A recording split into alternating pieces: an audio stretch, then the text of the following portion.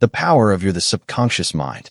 Dr. Joseph Murphy, a proponent of the New Thought movement, was born on May 20th, 1898, in a small town in the county of Cork, Ireland. He has authored more than 30 books. His most famous work, The Power of Your Subconscious Mind, which was first published in 1963, was acclaimed as one of the best self-help guides ever written. Dr. Murphy died in December 1981. How this book can work miracles in your life. I have seen miracles happen to men and women in all walks of life all over the world. Miracles will happen to you too when you begin using the magic power of your subconscious mind. This book is designed to teach you that your habitual thinking and imagery mold, fashion, and create your destiny. For as a man thinketh in his subconscious mind, so is he. The treasure within you. Infinite riches are all around you if you will open your mental eyes and behold the treasure house of infinity within you. There is a gold mine within you from which you can extract everything you need to live life gloriously, joyously, and abundantly. Many are sound asleep because they do not know about this gold mine of infinite intelligence and boundless love within themselves. Whatever you want, you can draw forth. A magnetized piece of steel will lift about 12 times its own weight, and if you demagnetize this same piece of steel, it will not even lift a feather. Similarly, there are two types of men. There is the magnetized man who is full of confidence and faith. He knows that he is born to win and to succeed. Then, there is the type of man who is demagnetized. He is full of fears and doubts. Opportunities come, and he says, I might fail, I might lose my money, people will laugh at me. This type of man will not get very far in life because, if he is afraid to go forward, he will simply stay where he is. Become a magnetized man and discover the master secret of the ages. The infinite intelligence within your subconscious mind can reveal to you everything you need to know at every moment of time and point of space, provided you are open-minded and receptive. You can receive new thoughts and ideas, enabling you to bring forth new inventions, make new discoveries, or write books and plays.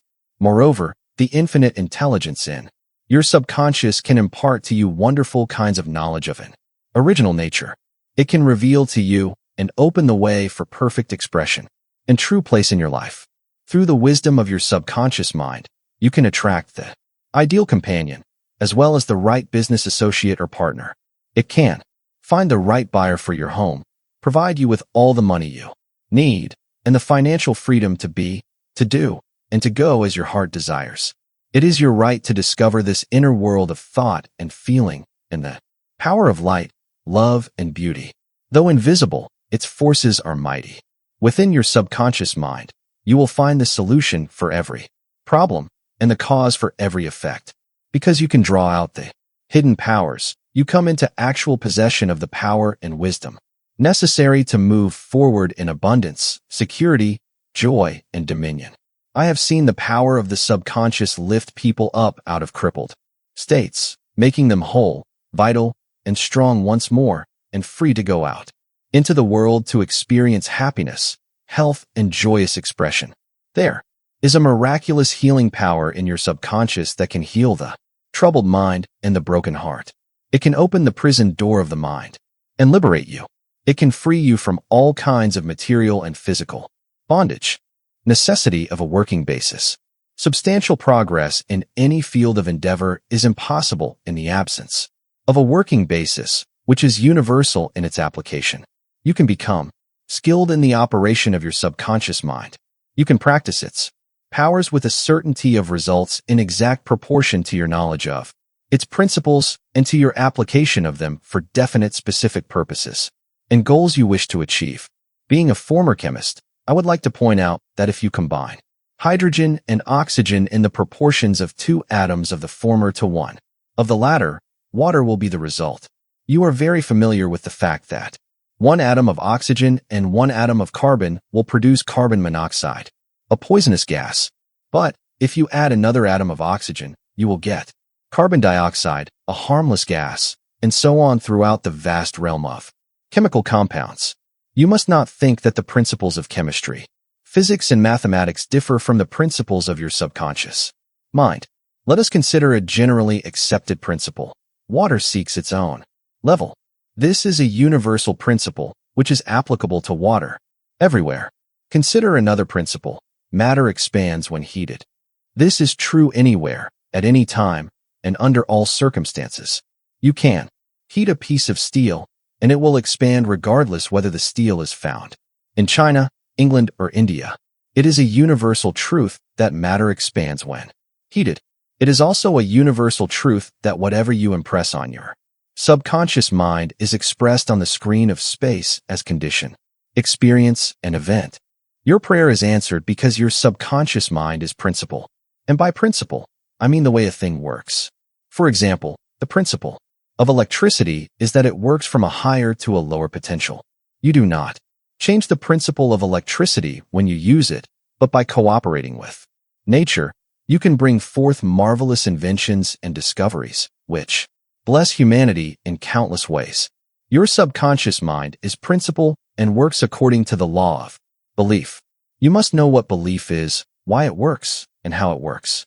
Your Bible says in a simple, clear, and beautiful way, "Whosoever shall say unto this mountain, Be thou removed, and be thou cast into the sea, and shall not doubt in his heart, but shall believe that those things which he saith shall come to pass, he shall have whatsoever he saith." Mark 11:23. The law of your mind is the law of belief. This means to believe in the way your mind works, to believe in belief itself. The belief of your mind is the thought of your mind that is simple, just that, and nothing else. All your experiences, events, conditions, and acts are the reactions of your subconscious mind to your thoughts. Remember, it is not the thing believed in, but the belief in your own mind, which brings about the result. Cease believing in the false beliefs, opinions, superstitions, and fears of mankind.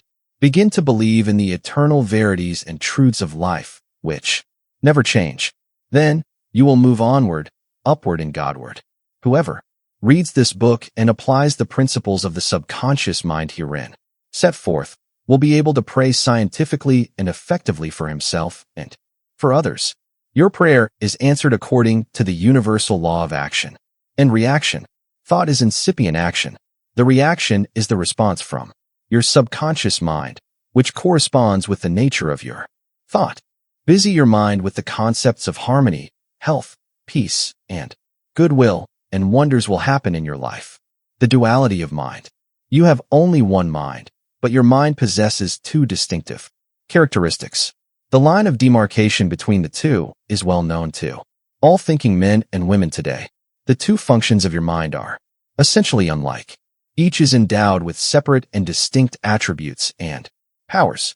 The nomenclature generally used to distinguish the two functions of your mind is as follows: the objective and subjective mind, the conscious and subconscious mind, the waking and sleeping mind, the surface self and the deep self, the voluntary mind and the involuntary mind, the male and the female, and many other terms. You will find the terms conscious and subconscious used to represent the dual nature of your mind throughout this book. The conscious and subconscious minds. An excellent way to get acquainted with the two functions of your mind is to look upon your own mind as a garden. You are a gardener, and you are planting seeds, thoughts, in your subconscious mind all day long, based on your habitual thinking. As you sow in your subconscious mind, so shall you reap in your body and environment. Begin now to sow thoughts of peace, happiness, right action, goodwill, and prosperity.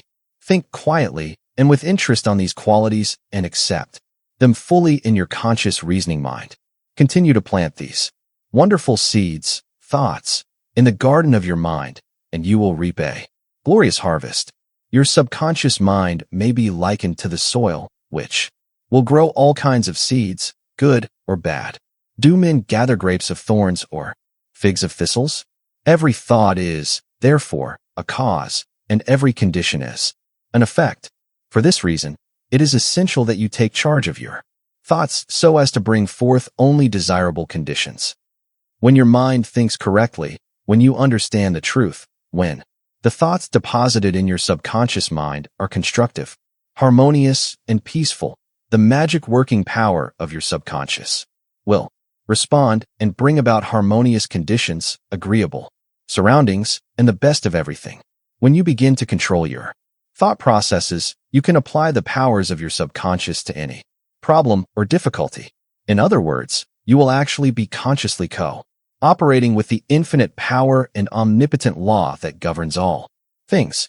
Look around you wherever you live, and you will notice that the vast majority of mankind lives in the world without the more enlightened men are intensely interested in the world within. Remember, it is the world within, namely, your thoughts, feelings, and imagery that makes your world without. It is, therefore, the only creative power, and everything that you find in your world of expression has been created by you in the inner world of your mind, consciously or unconsciously. Knowledge of the interaction of your conscious and subconscious minds will enable you to transform your whole life. In order to change external conditions, you must change the cause. Most men try to change conditions and circumstances by working with conditions and circumstances. To remove discord, confusion, lack, and limitation, you must reign over the cause, and the cause is the way you are using your conscious mind. In other words, the way you are thinking and picturing in your mind. It's no use. It's not what you know, but who you know. 9. The world is going to the dogs. What's the use, no? Body cares. It's no use trying so hard. You're too old now. Things are getting worse and worse. Life is an endless grind. Love is for the birds. You just can't win. Pretty soon you'll be bankrupt. Watch out, you'll get the VS. You can't trust a soul, etc. Unless, as an adult, you use constructive autosuggestion, which is a reconditioning therapy. The impressions made on you in the past can cause behavior patterns that cause failure in your personal and social life. Autosuggestion is a means releasing you from the mass of negative verbal conditioning that might otherwise distort your life pattern, making the development of good habits difficult. You can counteract negative suggestions. Pick up the paper any day, and you can read dozens of items that could sow the seeds of futility, fear, worry, anxiety, and impending doom. If accepted by you, these thoughts of fear could cause you to lose the will for life. Knowing that you can reject all these negative suggestions by giving your subconscious mind constructive autosuggestions, you counteract all these destructive ideas. Check regularly on the negative suggestions that people make to you. You do not have to be influenced by destructive heterosuggestion. All of us have suffered from it in our childhood and in our teens. If you look back, you can easily recall how parents, friends, relatives, teachers, and associates' contribution oozed in a campaign of negative suggestions. Study the things said to you, and you will discover much of it was in the form of propaganda. The purpose of much of what was said was to control you or instill fear into you. His subconscious mind responded, releasing the vital forces within him. When the call came, he walked out on the stage and sang gloriously and majestically, enthralling the audience.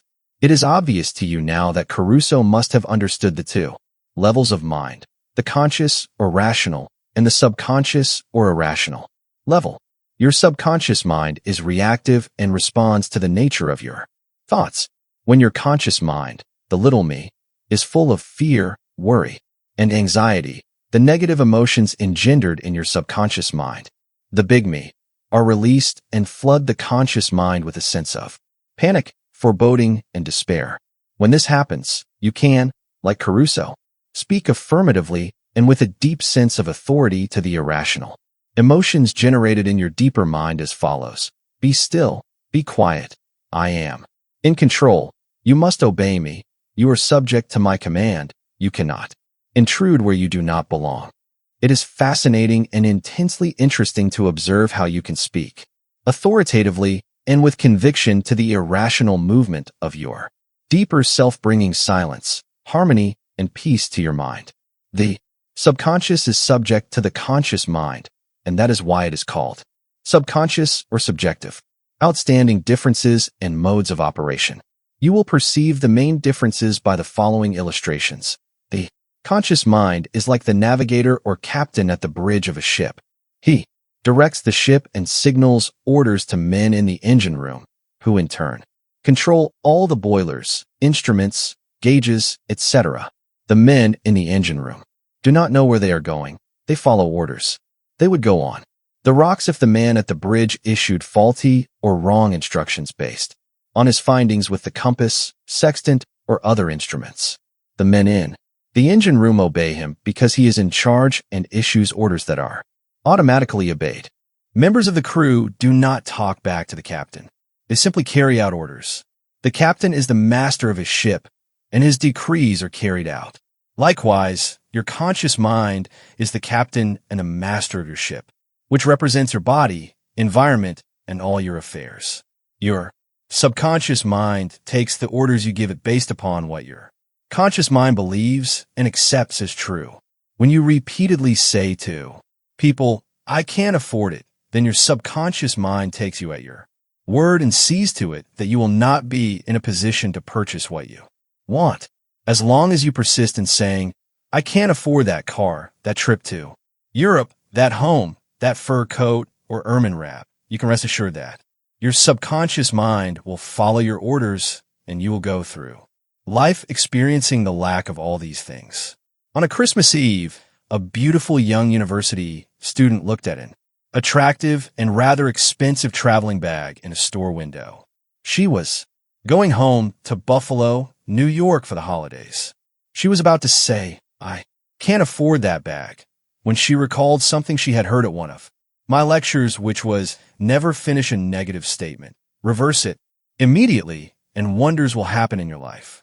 She said, "That bag is mine. It is for sale. I accept it mentally, and my subconscious sees to it that I receive it." At 8 o'clock Christmas Eve, her fiancé presented her with a bag, exactly the same as the one she had seen and mentally identified herself with at 10 o'clock the same morning. She had filled her mind with the thought of expectancy and released the whole thing to her deeper mind, which has the know-how of accomplishment. This young girl, a student at the University of Southern California, said to me, "I didn't have the money to buy that bag, but now I know where to find money and all the things I need, and that is in the treasure house of eternity within me." Another simple illustration is this. When you say, "I do," not like mushrooms, and the occasion subsequently comes that you are served mushrooms in sauces or salads, you will get indigestion because your subconscious mind says to you, "The boss," your conscious mind does, not like mushrooms. This is an amusing example of the outstanding differences and modes of operation of your conscious and subconscious minds. A woman may say, "I wake up at 3 o'clock if I drink coffee at night." Whenever she drinks coffee, her subconscious mind nudges her, as if to say, "The boss wants you to stay awake tonight." Your subconscious mind works 24 hours a day and makes provisions for your benefit, pouring all the fruit of your habitual thinking into your lap. How her subconscious responded. A woman wrote me a few months ago as follows. "I am 75 years old, a widow with a grown family. I was living alone and on a pension. I heard your lectures on the powers of the subconscious mind, wherein you said that ideas could be conveyed to the subconscious mind by repetition, faith, and expectancy. I began to repeat frequently with feeling, 'I am wanted. I am happily married to a kind, loving, and spiritual-minded man. I am secure.' I kept on doing this many times a day for about 2 weeks, and one day, at the corner drugstore, I was introduced to a retired pharmacist. I found him to be kind, understanding, and very religious. He was a perfect answer to my prayer. Within a week, he proposed to me, and now we are on our honeymoon in Europe." Be sure that you think on whatsoever things are true, whatsoever things are honest, whatsoever things are just, whatsoever things are pure, whatsoever things are lovely, whatsoever things are of good report. If there be any virtue, and if there be any praise, think on these things. Phil 4:8. Brief summary of ideas worth remembering. 1. The treasure house is within you. Look within for the answer to your heart's desire. 2. The great secret possessed by the great men of all ages was their ability to contact and release the powers of their subconscious mind. You can do the same. 3. Your subconscious has the answer to all problems. If you suggest to your subconscious prior to sleep, I want to get up at 6 a.m. It will awaken you at that exact time. 4. Your subconscious mind is the builder of your body and can heal you. Lull yourself to sleep every night with the idea of perfect health, and your subconscious, being your faithful servant, will obey you. 5. Every thought is a cause, and every condition is an effect. 6. If you want to write a book, write a wonderful play, give a better talk to your audience, convey the idea lovingly and feelingly to your subconscious mind, and it will respond accordingly. 7. You're like a captain navigating a ship. You must give the right orders. And likewise, you must give the right orders, thoughts and images to your subconscious mind, which controls and governs all your experiences. 8. Never use the terms, I can't afford it, or I can't do this. Your subconscious mind takes you at your word and sees to it that you do not have the money or the ability to do what you want to do. Affirm, I can do all things through the power of the subconscious mind. 9. The law of life is the law of belief. A belief is a thought in your mind. Do not believe in things to harm or hurt you. Believe in the power of your subconscious to heal, inspire, strengthen, and prosper you. According to your belief is done unto you. 10. Change your thoughts, and you change destiny. How your own mind works. Why? Oh, you have a mind, and you should learn how to use it. There are 2 levels of your mind, the conscious or rational level, and the subconscious or irrational level. You think with your conscious mind, and whatever you habitually think sinks into your subconscious mind, which creates according to the nature of your thought. Your subconscious mind is the seat of your emotions and is the creative mind. If you think good, good will follow. If you think evil, evil will follow. This is the way your mind works. The main point to remember is that once the subconscious mind accepts an idea, it begins to execute it. It is an interesting and subtle truth that the law of the subconscious mind works for good and bad ideas alike. This law, when applied in a negative way, is the cause of failure, frustration, and unhappiness.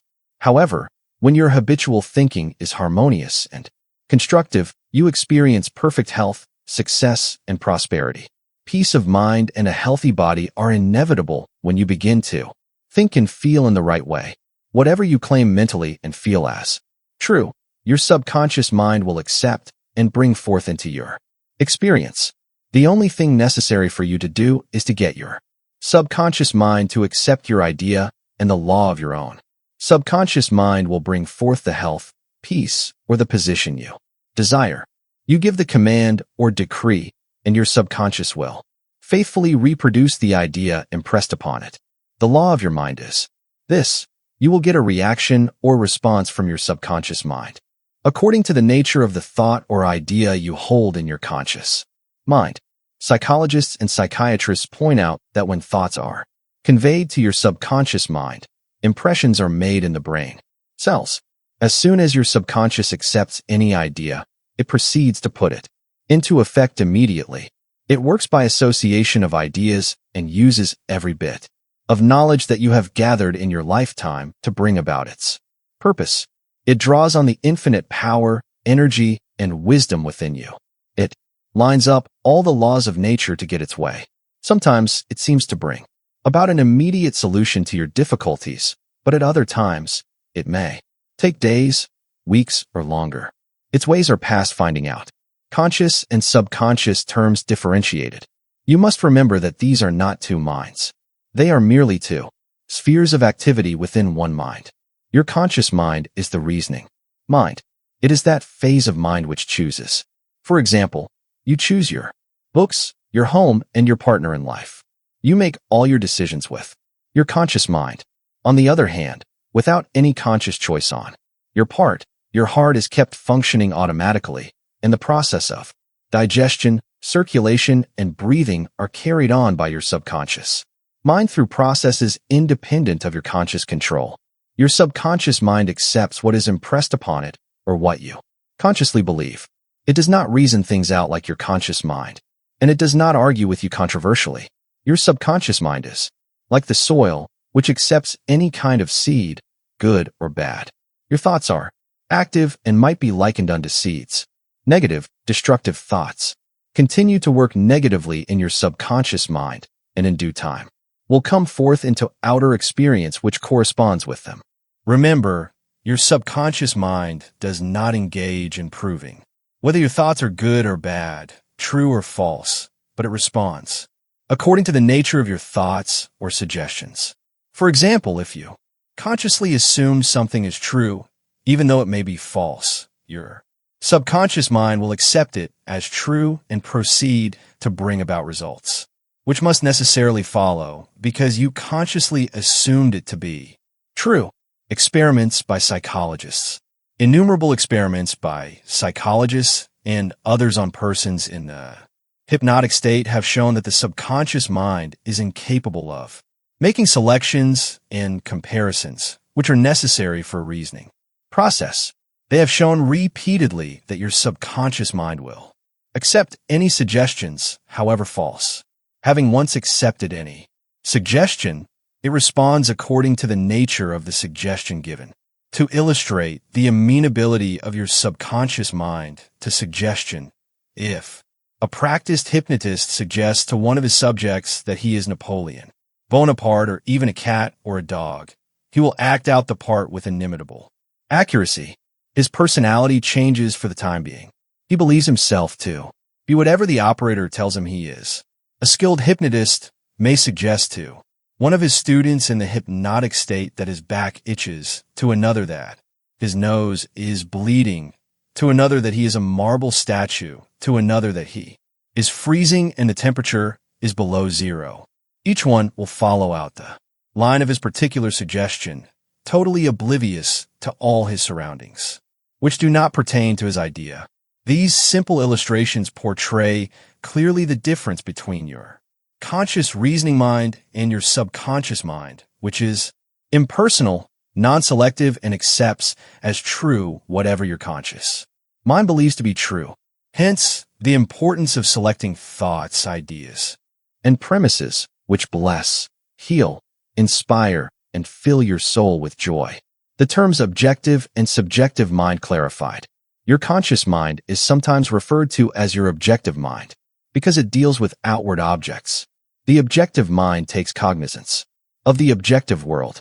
Its media of observation are your 5 physical senses. Your objective mind is your guide and director in your contact with your environment. You gain knowledge through your 5 senses. Your objective mind learns through observation, experience, and education. As previously pointed out, the greatest function of the objective mind is that of reasoning. Suppose you are one of the thousands of tourists who come to Los Angeles annually. You would come to the conclusion that it is a beautiful city based upon your observation of the parks, pretty gardens, majestic buildings, and lovely homes. This is the working of your objective mind. Your subconscious mind is oftentimes referred to as your subjective mind. Your subjective mind takes cognizance of its environment by means independent of the 5 senses. Your subjective mind perceives by intuition. It is the seat of your emotion and the storehouse of memory. Your subjective mind performs its highest functions when your objective senses are in abeyance. In a word, it is that intelligence which makes itself manifest when the objective mind is suspended or in a sleepy, drowsy state. Your subjective mind sees without the use of the natural organs of vision. It has the capacity of clairvoyance and clairaudience. Your subjective mind can leave your body, travel to distant lands, and bring back information oftentimes of the most exact and truthful character. Through your subjective mind, you can read the thoughts of others, read the contents of sealed envelopes and closed safes. Your subjective mind has the ability to apprehend the thoughts of others without the use of the ordinary objective means of communication. It is of the greatest importance that we understand the interaction of the objective and subjective mind in order to learn the true art of prayer. The subconscious cannot reason like your conscious mind. Your subconscious mind cannot argue controversially. Hence, if you give it wrong suggestions, it will accept them as true and will proceed to bring them to pass as conditions, experiences, and events. All things that have happen to you are based on thoughts impressed on your subconscious mind through belief. If you have conveyed erroneous concepts to your subconscious mind, the sure method of overcoming them is by the repetition of constructive, harmonious thoughts frequently repeated, which your subconscious mind accepts, thus forming new and healthy habits of thought and life. For your subconscious mind is the seed of habit. The habitual thinking of your conscious mind establishes deep grooves in your subconscious mind. This is very favorable for you if your habitual thoughts are harmonious, peaceful, and constructive. If you have indulged in fear, worry, and other destructive forms of thinking, the remedy is to recognize the omnipotence of your subconscious mind and decree freedom, happiness, and perfect health. Your subconscious mind, being creative and one with your divine source, will proceed to create the freedom and happiness which you have earnestly decreed. The tremendous power of suggestion. You must realize by now that your conscious mind is the watchman at the gate, and its chief function is to protect your subconscious mind from false impressions. You are now aware of one of the basic laws of mind. Your subconscious mind is amenable to suggestion. As you know, your subconscious mind does not make comparisons or contrasts, neither does it reason and think things out for itself. This latter function belongs to your conscious mind. It simply reacts to the impressions given to it by your conscious mind. It does not show a preference for one course of action over another. The following is a classic example of the tremendous power of suggestion. Suppose you approach a timid-looking passenger on board ship and say to him something like this: "You look very ill. How pale you are. I feel certain you are going to be seasick. Let me help you to your cabin." The passenger turns pale. Your suggestion of seasickness associates itself with his own fears and forebodings. He accepts your aid down to the berth, and there your negative suggestion, which was accepted by him, is realized. Different reactions to the same suggestion. It is true that different people will react in different ways to the same suggestion because of their subconscious conditioning or belief. For example, if you go to a sailor on the ship and say to him sympathetically, "My dear fellow, you're looking very ill. Aren't you feeling sick? You look to me as if you were going to be seasick." According to his temperament, he either laughs at your joke or expresses mild irritation. Your suggestion fell on deaf ears in this instance because your suggestion of seasickness was associated in his mind with his own immunity from it. Therefore it called up not fear or worry, but self-confidence. The dictionary says that a suggestion is the act or instance of putting something into one's mind, the mental process by which the thought or idea suggested is entertained, accepted, or put into effect. You must remember that a suggestion cannot impose something on the subconscious mind against the will of the conscious mind. In other words, your conscious mind has the power to reject the suggestion given. In the case of the sailor, he had no fear of seasickness. He had convinced himself of his immunity, and the negative suggestion had absolutely no power to evoke fear. The suggestion of seasickness to the other passenger called forth his indwelling fear of seasickness. Each of us has his own inner fears, beliefs, opinions, and these inner assumptions rule and govern our lives. A suggestion has no power in and of itself, except it is mentally accepted by you. This causes your subconscious powers to flow in a limited and restricted way according to the nature of the suggestion. How he lost his arm. Every 2 or 3 years, I give a series of lectures at the London Truth Forum in Caxton Hall. This is a forum I founded a number of years ago. Dr. Evelyn Fleet, the director, told me about an article which appeared in the English newspapers dealing with the power of suggestion. This is the suggestion a man gave to his subconscious mind over a period of about 2 years. I would give my right arm to see my daughter cured. It appeared that his daughter had a crippling form of arthritis together with a so-called incurable form of skin disease.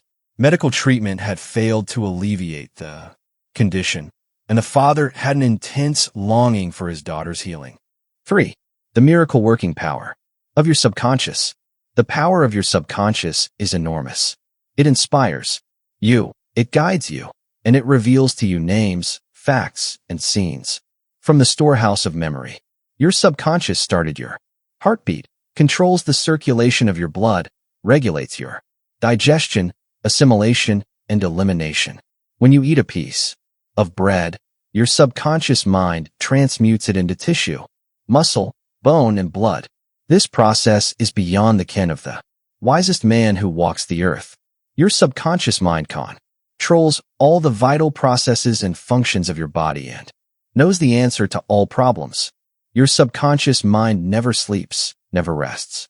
It is always on the job. You can discover the miracle working power of your subconscious by plainly stating to your subconscious prior to sleep that you wish a certain specific thing accomplished. You will be delighted to discover that forces within you will be released, leading to the desired result. Here, then, is a source of power and wisdom which places you in touch with omnipotence, or the power that moves the world, guides the planets in their course, and causes the sun to shine. Your subconscious mind is the source of your ideals, aspira, tions, and altruistic urges. It was through the subconscious mind that Shakespeare perceived great truths hidden from the average man of his day.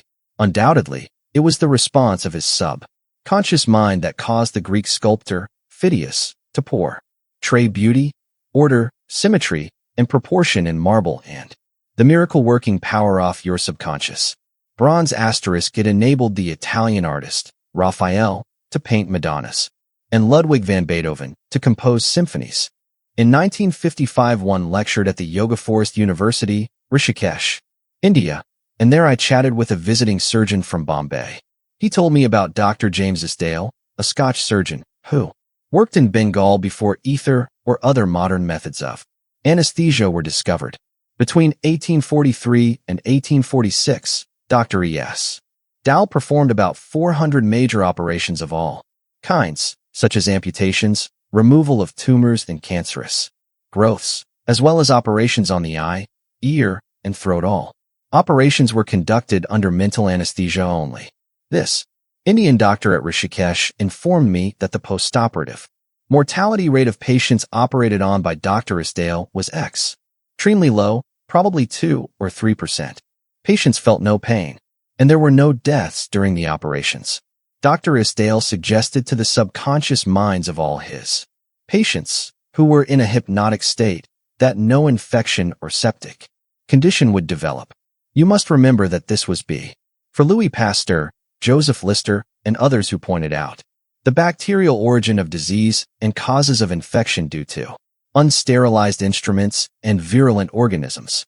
This Indian surgeon said that the reason for the low mortality rate and the general absence of infection, which was reduced to a minimum, was undoubtedly due to the suggestions of Dr. Isdale to the subconscious minds of his patients.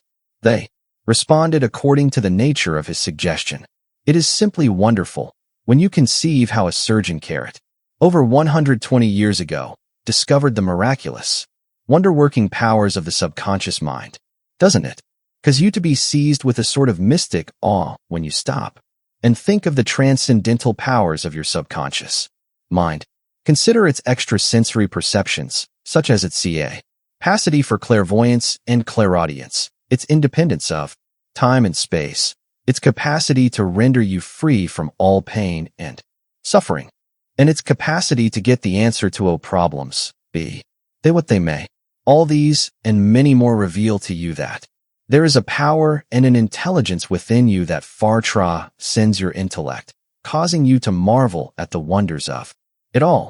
All these experiences cause you to rejoice and believe in the miracle-working powers of your own subconscious mind. Your subconscious is your book of life. Whatever thoughts, beliefs, opinions, theories, or dogmas you write, engrave, or impress on your subconscious mind, you shall experience them as the objective manifestation of circumstances, conditions, and events. What you write on the inside, you will experience on the outside. You have two sides to your life, objective and subjective, visible and invisible, thought and its manifestation. Your thought is received by your brain, which is the organ of your conscious reasoning mind. When your conscious, or objective mind accepts the thought completely, it is sent to the solar plexus, called the brain of your mind, where it becomes flesh and is made manifest in your experience. As previously outlined, your subconscious cannot argue. It acts only from what you write on it. It accepts your verdict or the conclusions of your conscious mind as final. This is why you are always writing on the book of life, because your thoughts become your experiences. The American essayist, Ralph Waldo Emerson, said, "Man is what he thinks all day long. What is impressed in the subconscious is expressed." William James, the father of American psychology, said that the power to move the world is in your subconscious mind. Your subconscious mind is one with infinite intelligence and boundless wisdom. It is fed by hidden springs and is called the law of life. Whatever you impress upon your subconscious mind, the latter will move heaven and earth to bring it to pass. You must, therefore, impress it with right ideas and constructive thoughts. The reason there is so much chaos and misery in the world is because people do not understand the interaction of their conscious and subconscious minds. When these two principles work in accord, in concord, in peace, and synchronously together, you will have health, happiness, peace, and joy. There is no sickness or discord when the conscious and subconscious work together harmoniously and peacefully. The tomb of Hermes was opened with great expectancy and a sense of wonder because people believed that the greatest secret of the ages was contained therein. The secret was as within, so without, as above, so below. In other words, whatever is impressed in your subconscious mind is expressed on the screen of space. This same truth was proclaimed by Moses, Isaiah, Jesus, Buddha, Zoroaster, Lhasa, and all the illumined seers of the ages. Whatever you feel is true subjectively is expressed as conditions, experiences, and events. Motion and emotion must balance. As in heaven, your own mind, so on earth, in your body and environment. This is the great law of life. You will find throughout all nature the law of action and reaction, of rest and motion. These two must balance, then there will be harmony and equilibrium. You are here to let the life principle flow through you rhythmically and harmoniously. The intake and the outgo must be equal. The impression and the expression must be equal. All your frustration is due to unfulfilled desire. If you think negatively, destructively, and viciously, these thoughts generate destructive emotions which must be expressed and find an outlet. These emotions, being of a negative nature, are frequently expressed as ulcers, heart trouble, tension, and anxieties. What is your idea or feeling about yourself now? Every part of your being expresses that idea.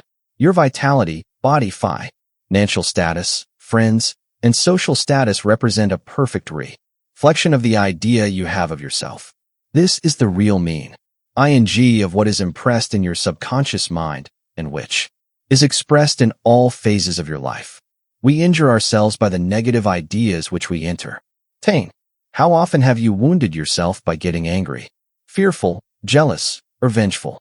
These are the poisons that enter your subconscious mind. You are not born with these negative attitudes. Feed your subconscious mind life-giving thoughts, and you will wipe out all the negative patterns lodged therein. As you continue to do this, all the past will be wiped out and remembered no more. The subconscious heals a malignancy of the skin.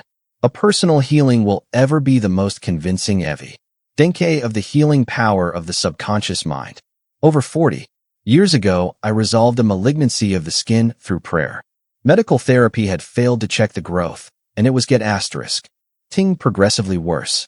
A clergyman, with a deep psychological knowledge, explained to me the inner meaning of the 139th Psalm, wherein it says, "In thy book all my members were written, which in continuance were fashioned when as yet there was none of them." He explained that the term book meant my subconscious mind, which fashioned and molded all my organs from an invisible cell. He also pointed out that inasmuch as my subconscious mind made my body, the power of the subconscious mind, how this book can work miracles in your life.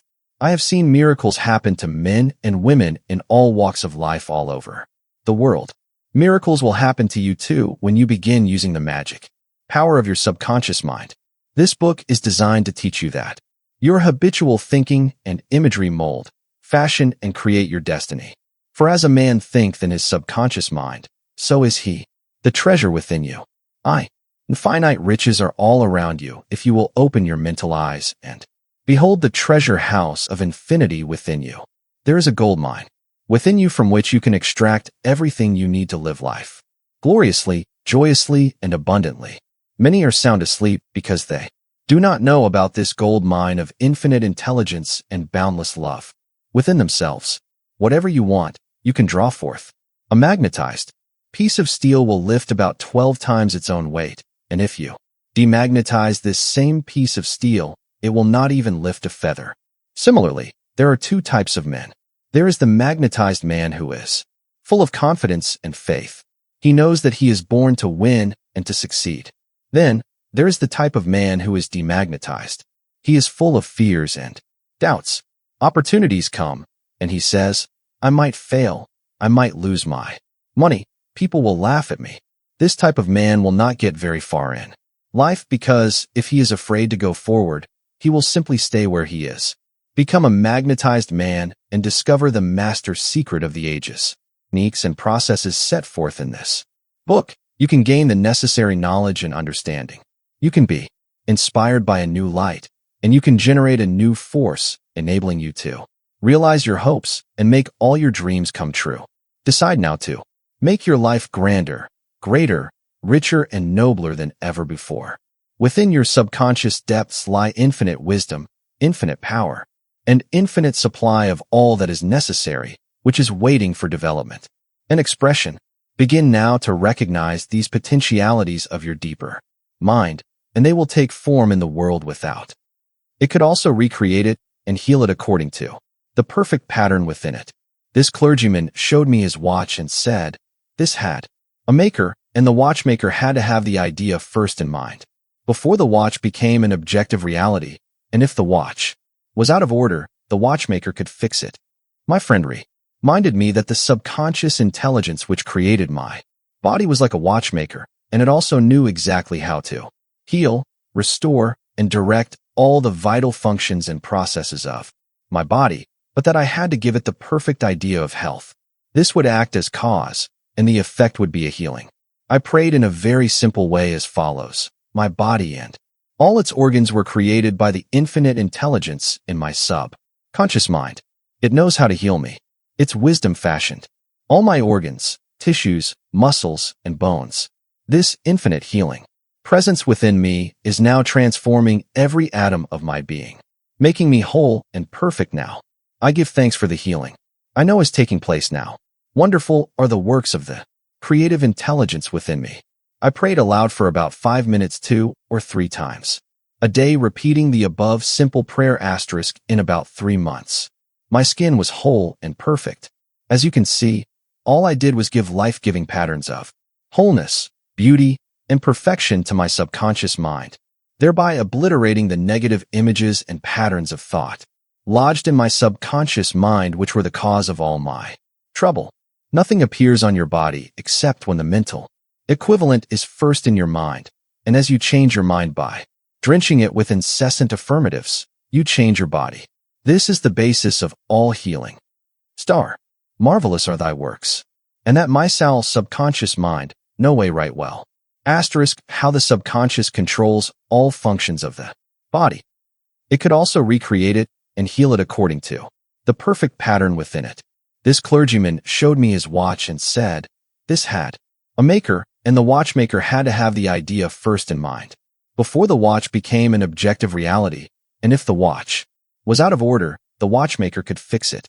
My friend reminded me that the subconscious intelligence which created my body was like a watchmaker, and it also knew exactly how to heal, restore, and direct all the vital functions and processes of my body, but that I had to give it the perfect idea of health. This would act as cause, and the effect would be a healing. I prayed in a very simple way as follows. My body and all its organs were created by the infinite intelligence in my subconscious Conscious mind. It knows how to heal me. It's wisdom fashioned. All my organs, tissues, muscles, and bones. This infinite healing presence within me is now transforming every atom of my being, making me whole and perfect now. I give thanks for the healing I know is taking place now. Wonderful are the works of the creative intelligence within me. I prayed aloud for about 5 minutes 2 or 3 times a day, repeating the above simple prayer asterisk in about 3 months. My skin was whole and perfect. As you can see, all I did was give life-giving patterns of wholeness, beauty, and perfection to my subconscious mind, thereby obliterating the negative images and patterns of thought lodged in my subconscious mind, which were the cause of all my trouble. Nothing appears on your body except when the mental equivalent is first in your mind, and as you change your mind by drenching it with incessant affirmatives, you change your body. This is the basis of all healing. Star. Marvelous are thy works, and that my soul subconscious mind no way right well. Asterisk, how the subconscious controls all functions of the body. The power of the subconscious mind. How this book can work miracles in your life. I have seen miracles happen to men and women in all walks of life all over the world. Miracles will happen to you too when you begin using the magic power of your subconscious mind. This book is designed to teach you that your habitual thinking and imagery mold, fashion, and create your destiny. For as a man thinketh in his subconscious mind, so is he. The treasure within you. Infinite riches are all around you if you will open your mental eyes and behold the treasure house of infinity within you. There is a gold mine within you from which you can extract everything you need to live life gloriously, joyously, and abundantly. Many are sound asleep because they do not know about this gold mine of infinite intelligence and boundless love within themselves. Whatever you want, you can draw forth. A magnetized piece of steel will lift about 12 times its own weight, and if you demagnetize this same piece of steel, it will not even lift a feather. Similarly, there are 2 types of men. There is the magnetized man who is full of confidence and faith. He knows that he is born to win and to succeed. Then, there is the type of man who is demagnetized. He is full of fears and doubts. Opportunities come, and he says, I might fail, I might lose my money, people will laugh at me. This type of man will not get very far in life because if he is afraid to go forward, he will simply stay where he is. Become a magnetized man and discover the master secret of the ages. The power of the subconscious mind. How this book can work miracles in your life. I have seen miracles happen to men and women in all walks of life all over the world. Miracles will happen to you too when you begin using the magic power of your subconscious mind. This book is designed to teach you that your habitual thinking and imagery mold, fashion, and create your destiny. For as a man thinketh in his subconscious mind, so is he. The treasure within you. Infinite riches are all around you if you will open your mental eyes and behold the treasure house of infinity within you.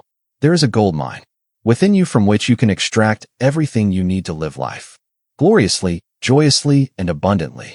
Many are sound asleep because they do not know about this gold mine of infinite intelligence and boundless love within themselves. Whatever you want, you can draw forth. A magnetized piece of steel will lift about 12 times its own weight, and if you demagnetize this same piece of steel, it will not even lift a feather. Similarly, there are 2 types of men. There is the magnetized man who is full of confidence and faith. He knows that he is born to win and to succeed. Then, there is the type of man who is demagnetized. He is full of fears and doubts. Opportunities come, and he says, I might fail, I might lose my money, people will laugh at me. This type of man will not get very far in life because if he is afraid to go forward, he will simply stay where he is. Become a magnetized man and discover the master secret of the ages. I venture to believe that all the readers of this book are familiar with the fact that symptoms of almost any disease can be induced in hypnotic subjects by suggestion. For example, a subject in the hypnotic state can develop a high temperature, flushed face, or chills according to the nature of the suggestion given. By experiment, you can suggest to the person that he is paralyzed and cannot walk, it will be so. By illustration, you can hold a cup of cold water under the nose of the hypnotic subject and tell him, "This is full of pepper, smell it." He will proceed to sneeze. What do you think caused him to sneeze, the water or the suggestion? If a man says he is allergic to Timothy grass, you can place a synthetic flower or an empty glass in front of his nose when he is in a hypnotic state and tell him it is Timothy grass. He will portray the usual allergic symptoms. This indicates that the cause of the disease is in the mind. The healing of the disease can also take place mentally. You realize that remarkable healings take place through osteopathy, chiropractic medicine, and naturopathy, as well as through all the various religious bodies throughout the world, but it is obvious that all of these healings are brought about through the subconscious mind, the only healer there is. Notice how it heals a cut on your face caused by shaving. It knows exactly how to do it. The doctor dresses the wound and says, "Nature heals it." Nature refers to natural law, the law of the subconscious mind, or self-preservation, which is the function of the subconscious mind. The instinct of self-preservation is the first law of nature. Your strongest instinct is the most potent of all autosuggestions. Widely different theories. It would be tedious and unprofitable to discuss to any great extent the numerous theories advanced by different religious sects and prayer therapy groups. There are a great number who claim that because their theory produces results, it is, therefore, the correct one. This, as explained in this chapter, cannot be true. You are aware that there are all types of healing. Franz Anton Mesmer, an Austrian physician, 1734 to 1815, who practiced in Paris, discovered that by applying magnets to the diseased body, he could cure that disease. Miraculously, he also performed cures with various other pieces of glass and metals. He discontinued this form of healing and claimed that his cures were due to animal magnetism, theorizing that this substance was projected from the healer to the patient. His method of treating disease from then on was by hypnotism, which was called mesmerism in his day. Other physicians said that all his healings were due to suggestion and nothing else. All of these groups, such as psychiatrists, psychologists, osteopaths, chiropractors, physicians, and all the churches are using the one universal power resident in the subconscious mind. Each may proclaim the healings are due to their theory. The process of all healing is a definite, positive, mental attitude, an inner attitude or a way of thinking called faith. Healing is due to a confident expectancy, which acts as a powerful suggestion to the subconscious mind, releasing its healing potency. One man does not heal by a different power than another. It is true he may have his own theory or method. There is only one process of healing, and that is faith. There is only one healing power, namely, your subconscious mind. Select the theory and method you prefer. You can rest assured, if you have faith, you shall get results. Views of Paracelsus. Philippus Paracelsus, a famous Swiss alchemist and physician who lived from 1493 to 1541, was a great healer in his day. He stated what is now an obvious scientific fact when he uttered these words: "Whether the object of your faith be real or false, you will nevertheless obtain the same effects." Thus, if I believed in St. Peter's statue as I should have believed in St. Peter himself, I shall obtain the same effects that I should have obtained from St. Peter. But that is superstition.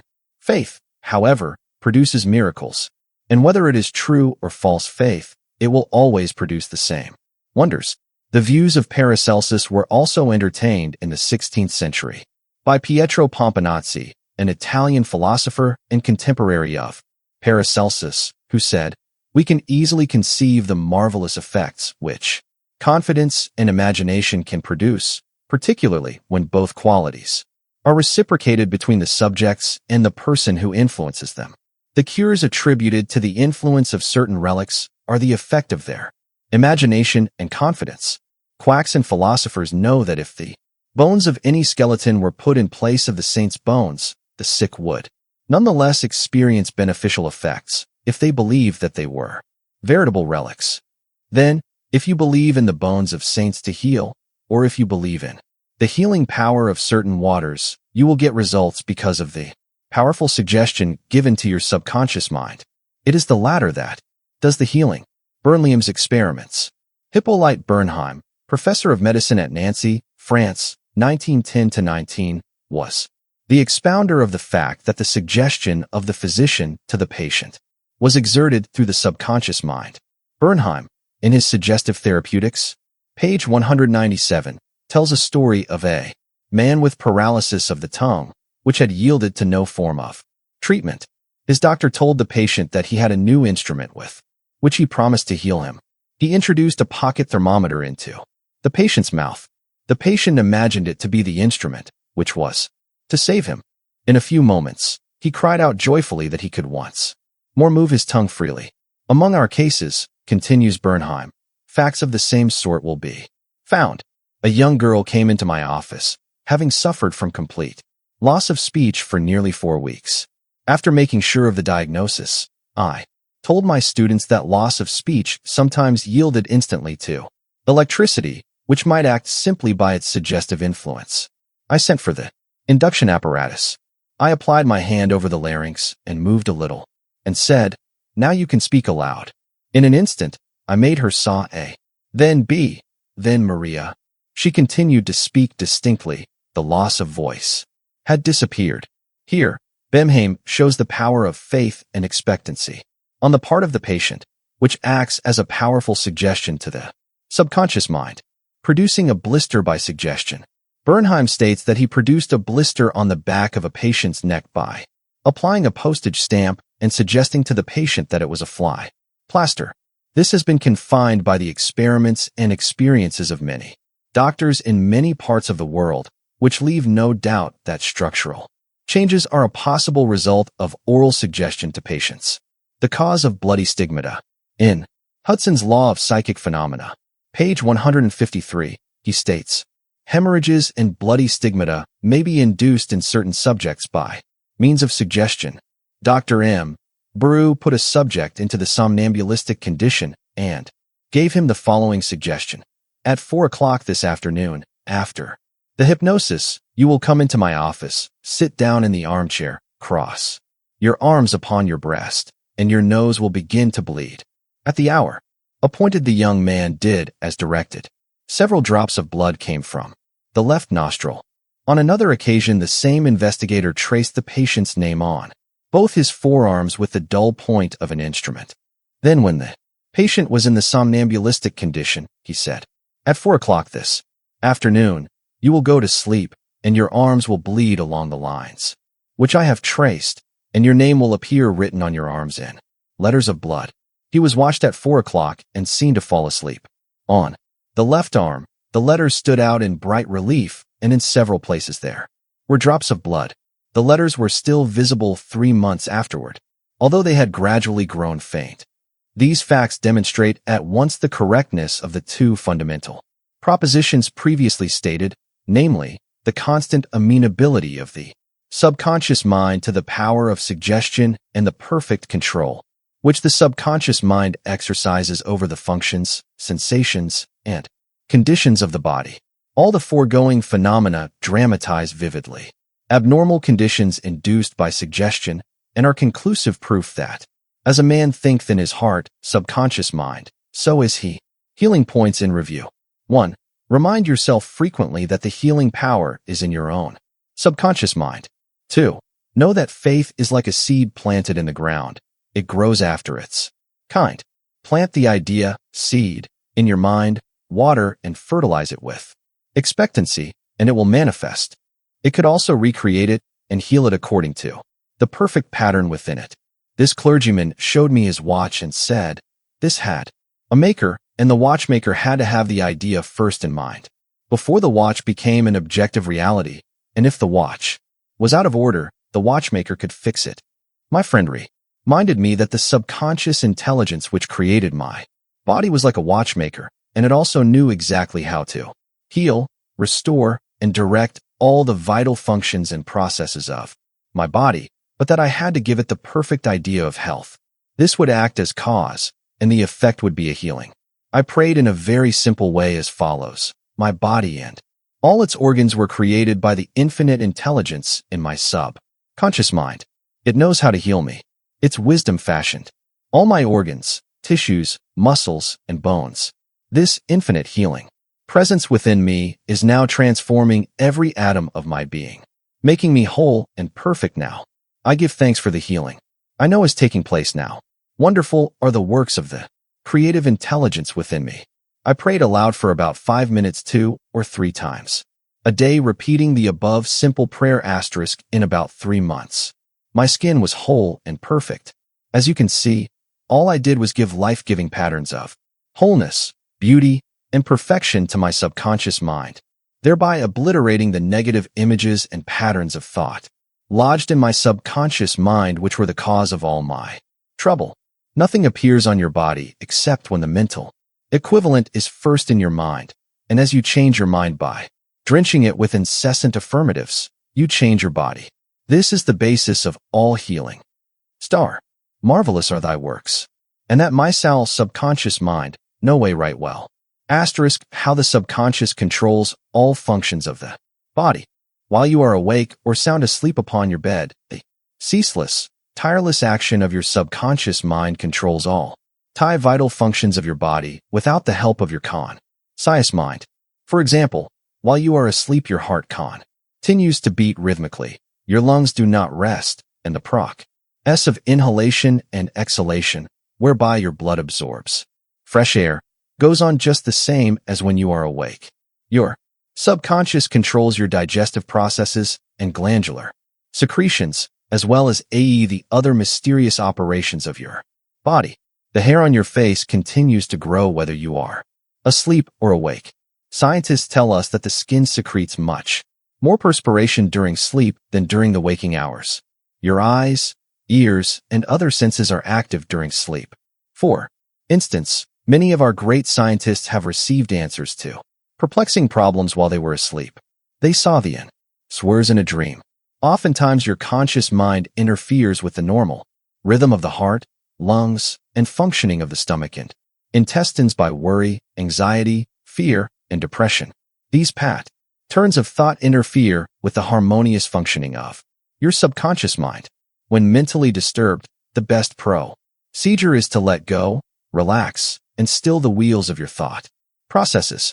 Speak to your subconscious mind, telling it to take over in peace, harmony, and divine order. Find that all the functions of your body will become normal again. Be sure to speak to your subconscious mind with authority and conviction, and it will conform to your command. Our subconscious seeks to preserve your life and restore you to health at all costs. It causes you to love your children, which also illustrates an instinctive desire to preserve all life. Let us suppose you accidentally ate some bad food. Your subconscious mind would cause you to regurgitate it. If you inadvertently took some poison, your subconscious powers would proceed to neutralize it. If you completely entrusted yourself to its wonder-working power, you would be entirely restored to health. How to get the subconscious to work for you? The first thing to realize is that your subconscious mind is always working. It is active night and day, whether you act upon it or not. Your subconscious is the builder of your body, but you cannot consciously perceive or hear that inner silent process. Your business is with your conscious mind and not your subconscious mind. Just keep your conscious mind busy with the expectation of the best, and make sure the thoughts you habitually think are based on whatsoever things are lovely, true, just, and of good report.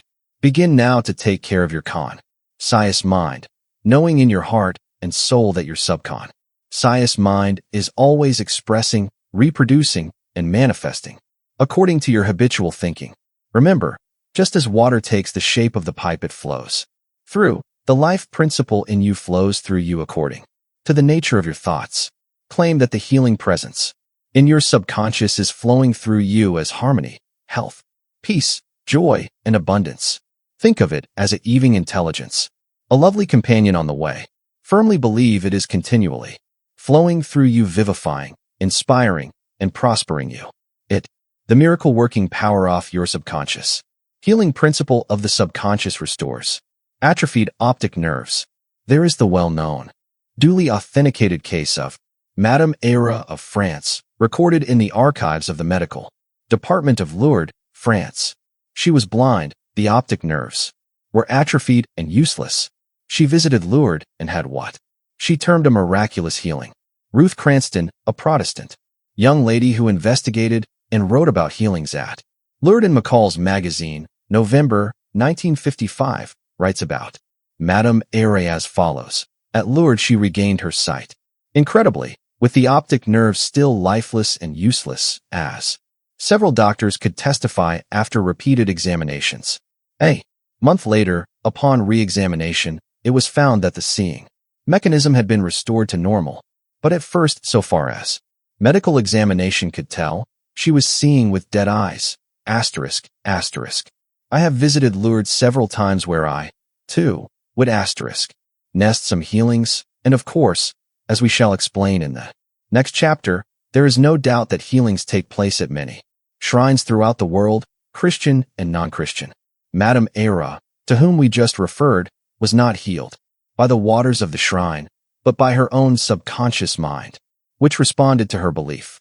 The healing principle within her subconscious mind responded to the nature of her thought. Belief is a thought in the subconscious mind.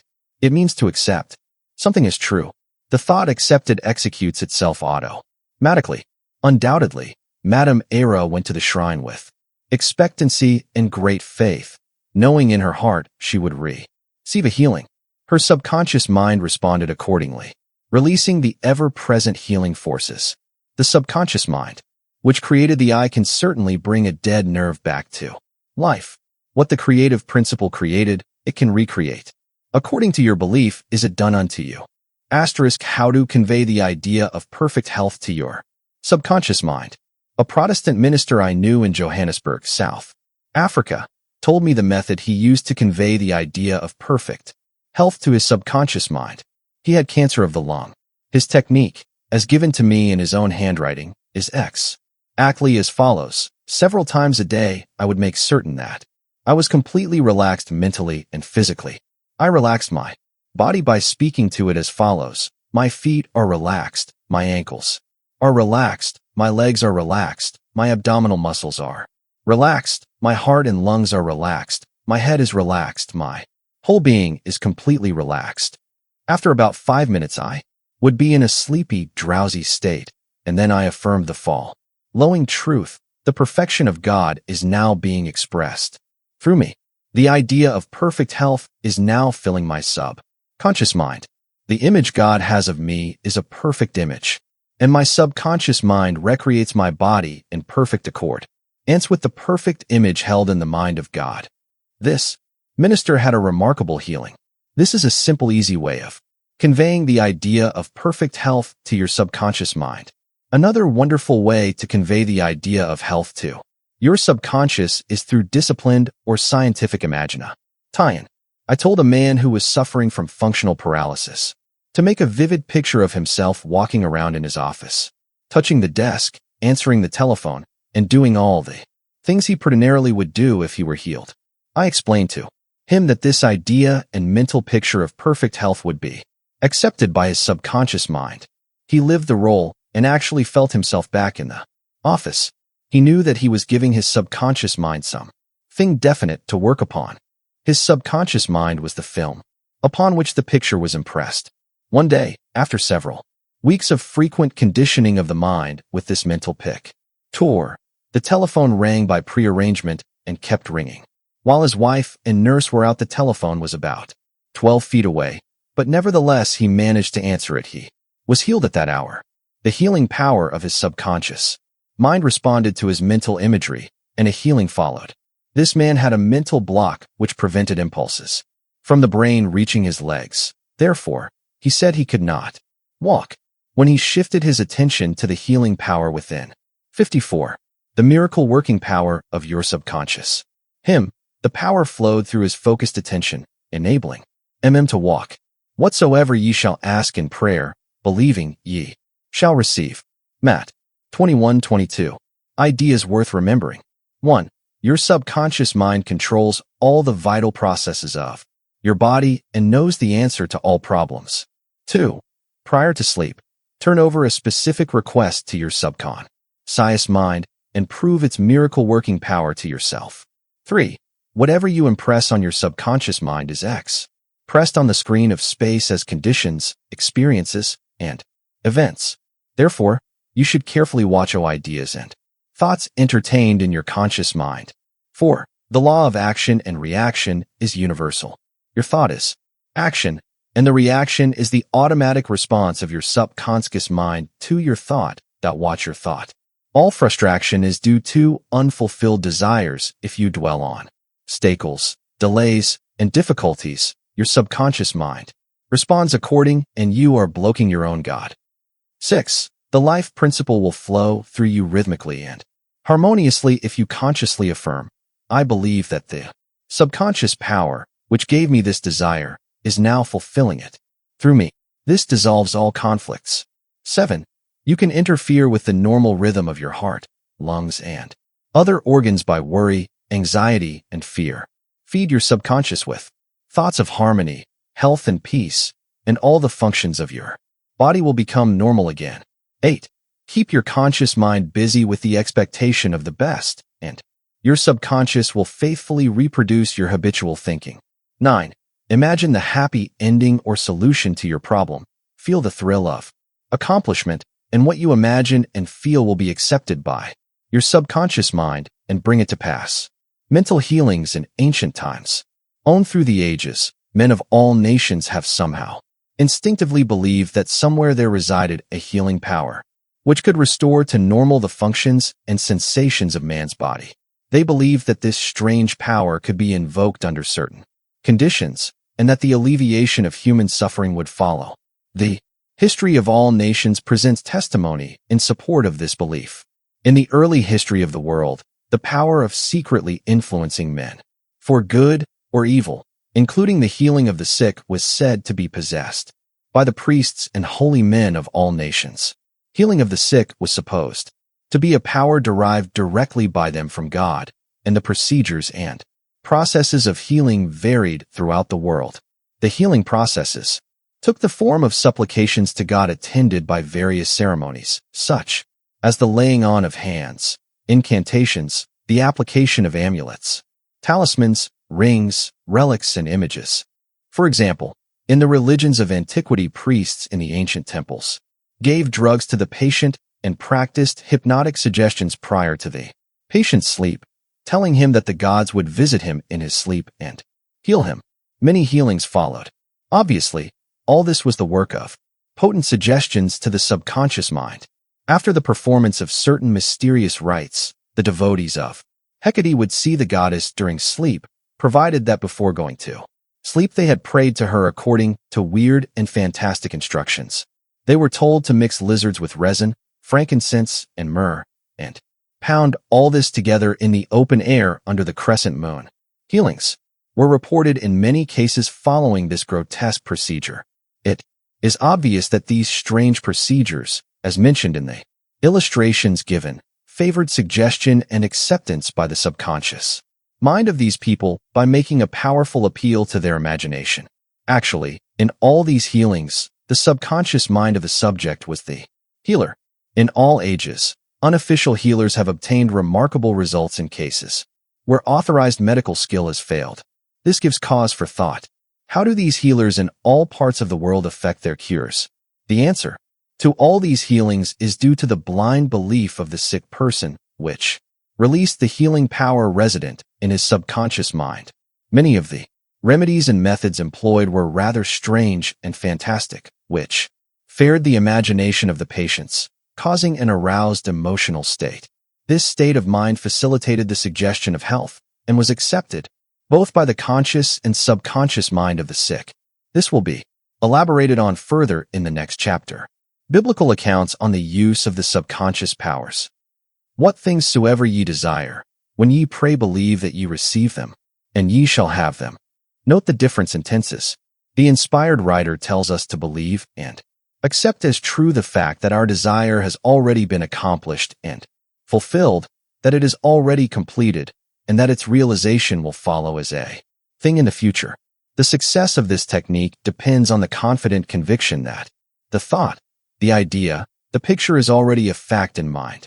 In order for anything to have substance in the realm of mind, it must be thought of as actually existing there. Here in a few cryptic words is a concise and specific direction for making use of the creative power of thought by impressing upon the subconscious the particular thing which you desire. Your thought, idea, plan, or purpose is as real on its own plane as your hand or your heart. In following the biblical technique, you completely eliminate from your mind all consideration of conditions, circumstances, or anything which might imply adverse contingencies. You are planting a seed, concept, in the mind, which, if you leave it undisturbed, will infallibly germinate into external fruition. The prime condition, which Jesus insisted upon, was faith. Over and over again you read in the Bible, according to your faith is it done unto you. If you plant certain types of seeds in the ground, you have faith they will grow after their kind.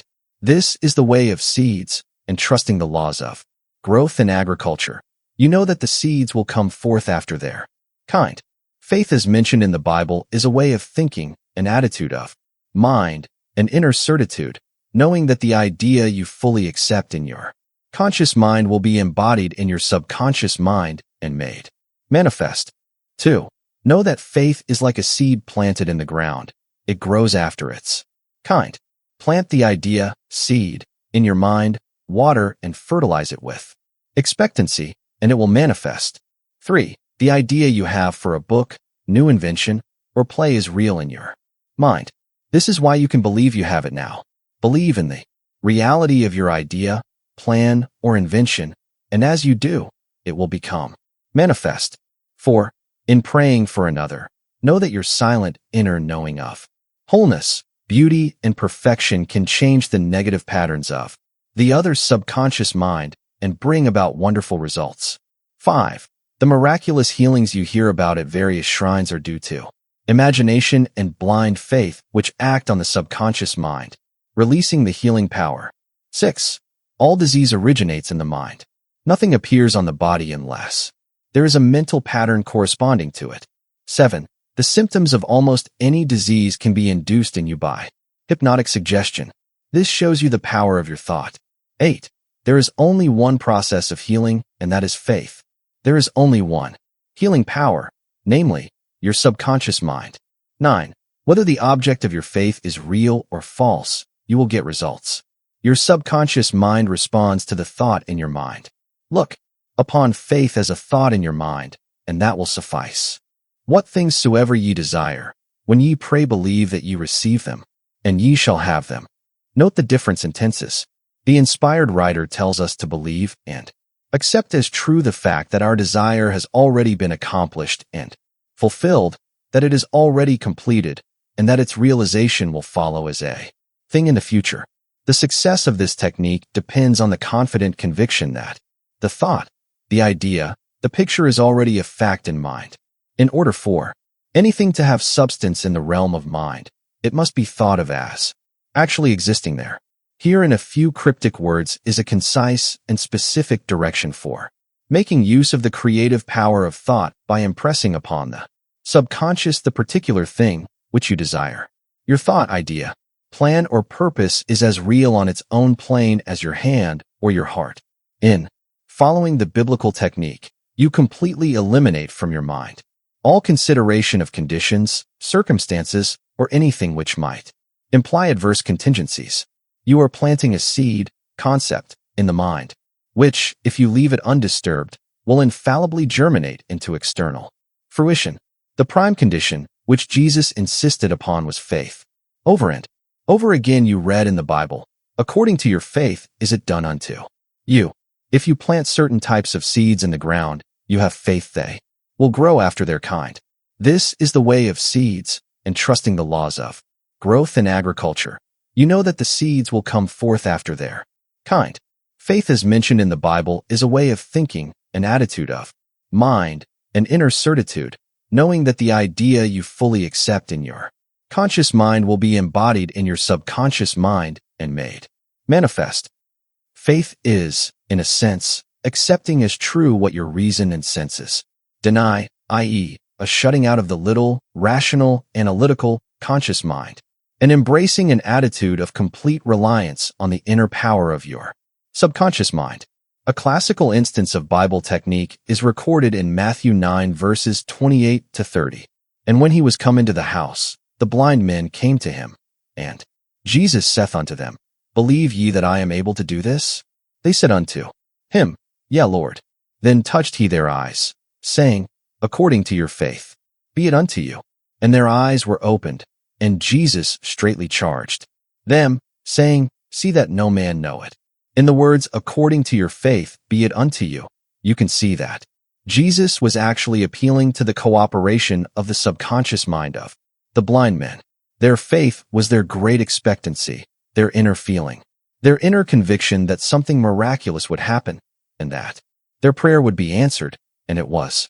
This is the time-honored technique of healing, utilized alike by all healing groups throughout the world regardless of religious affiliation. LN the words see that no man know it. Jesus enjoins the newly healed patients not to discuss their healing because they might be subjected to the skeptical and derogatory criticisms of the unbelieving. This might tend to undo the benefits they had received at the hand of Jesus by depositing thoughts of fear, doubt, and anxiety in the subconscious mind. For with authority and power he commandeth the unclean spirits, and they came out. When the sick came to Jesus to be healed, they were healed by their faith together with his faith and understanding of the healing power of the subconscious mind. Whatever he decreed, he felt inwardly to be true. He and the people needing help were in the one universal subjective mind, and his silent inner knowing and conviction of the healing power changed the negative destruct patterns in the patient's subconscious. The resultant healings were the automatic response to the internal mental change. His command was his appeal to the subconscious mind of the patients plus his awareness, feeling, and absolute trust in the response of the subconscious mind to the words, which he spoke with authority. Miracles at various shrines throughout the world. It is an established fact that cures have taken place at various shrines throughout the world, such as in Japan, India, Europe, and America. I have visited several of the famous shrines in Japan.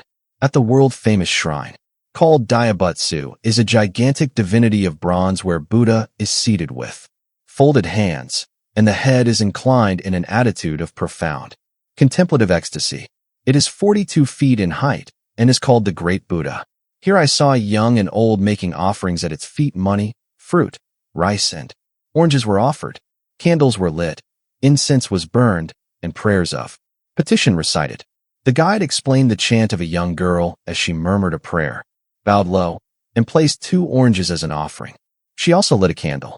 He said she had lost her voice, and it was restored at the shrine. She was thanking Buddha for restoring her voice. She had the simple faith that Buddha would give her back her singing voice if she followed a certain ritual, fasted, and made certain offerings. All this helped to kindle faith and expectancy, resulting in a conditioning of her mind to the point of belief. Her subconscious mind responded to her belief. 60. To illustrate further the power of imagination and blind belief, I will relate the case of a relative of mine who had tuberculosis. His lungs were badly diseased. His son decided to heal his father. He came home to Perth, Western Australia, where his father lived, and said to him that he had met a monk who had returned from one of the healing shrines in Europe.